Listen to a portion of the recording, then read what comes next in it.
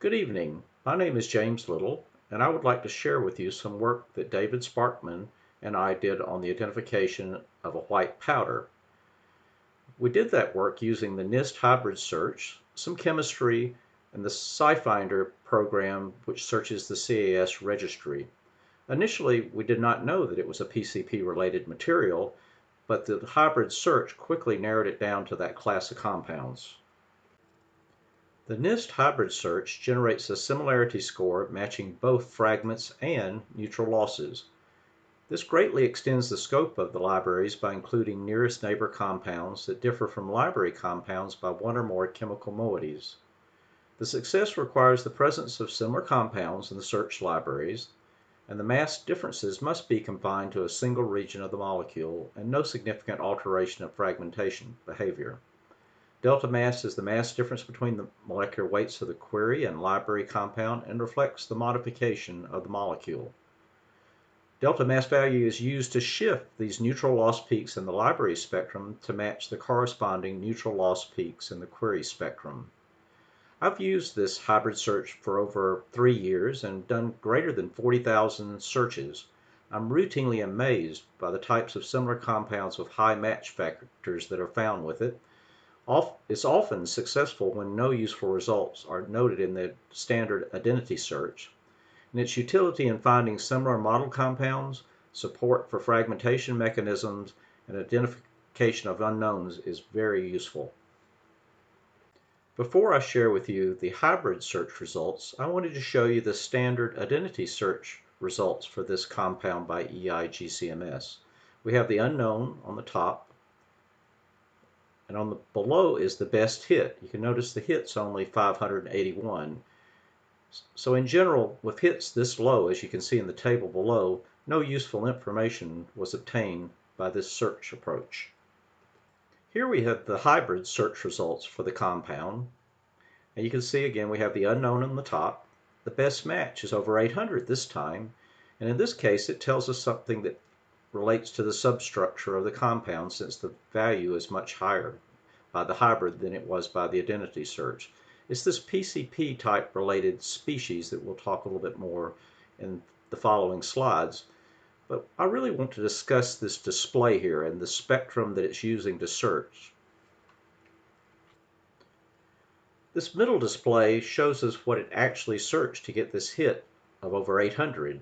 The bottom spectrum, the ions in the gray, are shifted by the delta mass of 54 to the magenta color. So you can see the shift here from the gray to the magenta. The delta mass equals the molecular weight of the unknown minus the molecular weight of the reference, which in this case would be 54. Ions not shifted in the bottom spectrum remain in blue. But the resulting hybrid reference spectrum includes the blue ions plus the magenta ions, and those are used to calculate the match factor of greater than 800. Here we have the summary of our mass spec results. The hybrid search indicates a PCP-related compound, as you can see by this substructure here, and we have the structure of PCP itself. The delta mass of 54 from the hybrid search is not really easily associated with the group attached. In some cases, if it's 16, it might be obvious that an oxygen has been attached, but the 54 didn't give us any clues at this point in time. The accurate mass data for the unknown was obtained using DART MS analyses to be C21H29N. And the best match that we found in the hybrid search has a formula of C17H23N. So if you look below here, we have the best match with C17H23N, and the accurate mass indicates that we've added C4H6. Here we have 7 double bond equivalents, and the unknown will have to draw something that indicates 8 double bond equivalents. So we decided to use some chemistry of PCP-related materials to give some proposed structures for the unknown. And to do this, usually make these materials from available ketones. So we did some literature searches and decided some readily available ketones that might match up with some of the data we have so far, and then looked at the chemistry. So usually an amine reacts with a ketone in the presence of KCN to give a cyanointermediate, and then this is condensed with a Grignard reagent with the aromatic part of the molecule to give a PCP type skeleton here. So the ketones that we thought made most sense were the ones shown below.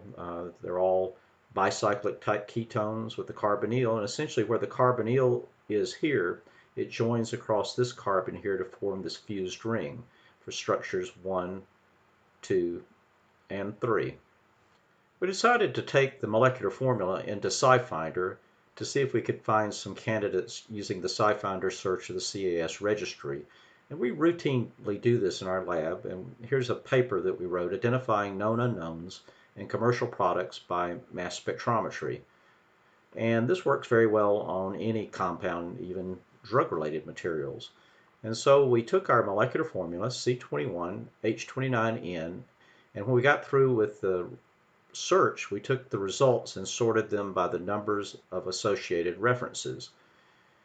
Usually if there's a very high number associated and there's not so many hits, then you can look through them. But in this case, there were 4,342, and it was just too many to be useful. So we needed to refine the search. So what we do to refine the search, and this is not included in our initial reference, but we do it by substructure. So by drawing, we knew it had this nitrogen compound. We put the hydrogens on here to limit no attachments in this part of the molecule, and use that as a limitation in a search with the molecular formula. So you cross that over with each other.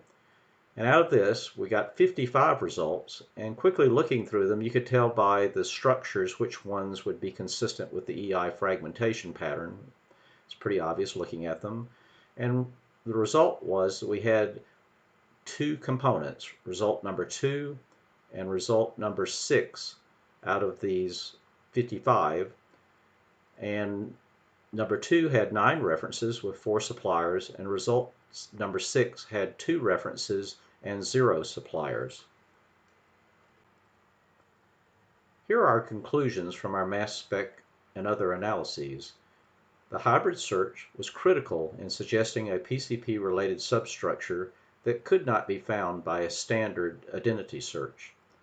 The delta mass in this case was not easily associated to a definitive fragment, but the molecular formula data from accurate mass and the double bond equivalence plus the chemistry were used to propose 3 structures. These 3 structures were narrowed further by using the SciFinder application to search the CAS registry and refining with substructure to obtain a list of about 55 compounds that were narrowed to 2 that correlated with our EI fragmentation data. The structure was then confirmed with a reference EI spectrum of the purchased material and shown to be this adamantane type substituted structure below. And it was also confirmed by proton NMR data for the material that was obtained from an outside source. The other compound that we found in the search of the SciFinder, and one of the 3 that we found by proposed chemistry, was not commercially available. One last topic I would like to cover with you are the differences I noted in the EI fragmentation of PCP-related compounds. I was really surprised by the differences between the neutral loss spectra of the 3 compounds below. I thought the parent compound PCP would be more similar to the other 2. So I used the NIST structure search for PCP-related materials, and the presence of the fused cyclohexyl ring drives the loss of 43 noted in the bottom spectrum. This loss of 43 is not present at any significance in the other spectra. It is for the C3H7 part of the cyclohexyl ring. This same mechanism for the loss of the 43 is not accessible by the other 2 compounds. So it's interesting to note if the best hit with a molecular weight of 241, which is this compound here, was not present in any of our libraries, then the hybrid search would have failed to yield useful information, thus noting the importance of having related compounds to make the searches the hybrid search work in particular.